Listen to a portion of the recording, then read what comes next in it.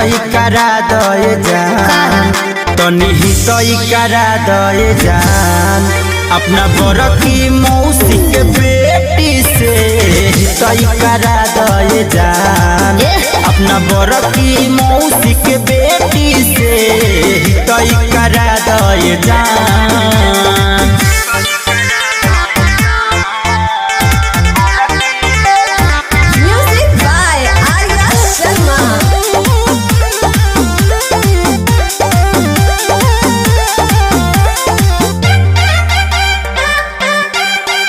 बुझ दिल के फील हो काहे बुझी कद प्यार के दिल हो, मुश्किल बा ओही सिस्टर के साथे देखनी हब नवले रहलू रील हो। हाँ बनले तरह उ त पढ़े फरम खाली भरे भोर हरिया में 4 बजे उठ के दौड़ धूप करे माली भेटाई न चाहे दादा पिजल रहती से रहती से बुझला। तू हितई करा दए जान, तनी हितई करा दए जान, अपना बरकी मौसी के बेटी से हितई करा दए जान, अपना बरकी मौसी के बेटी से हितई करा दए जान। बाप रे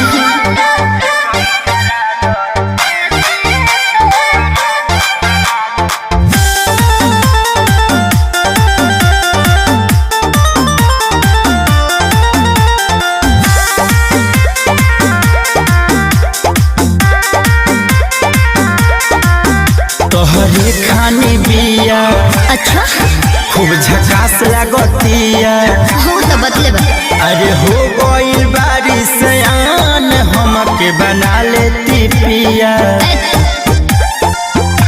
कहला कौन मानी हो जाने पदाती नानी हो, राहुल मुकेश नहीं कट पैबो ओकरा से जानी हो।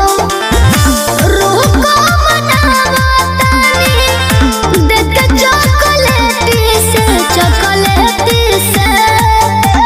बुझला। तू हितई करा दए जान, तनी हितई करा दए जान, अपना बरकी मौसी के बेटी से हितई करा दए जान, अपना बरकी मौसी के बेटी से हितई करा दए जान।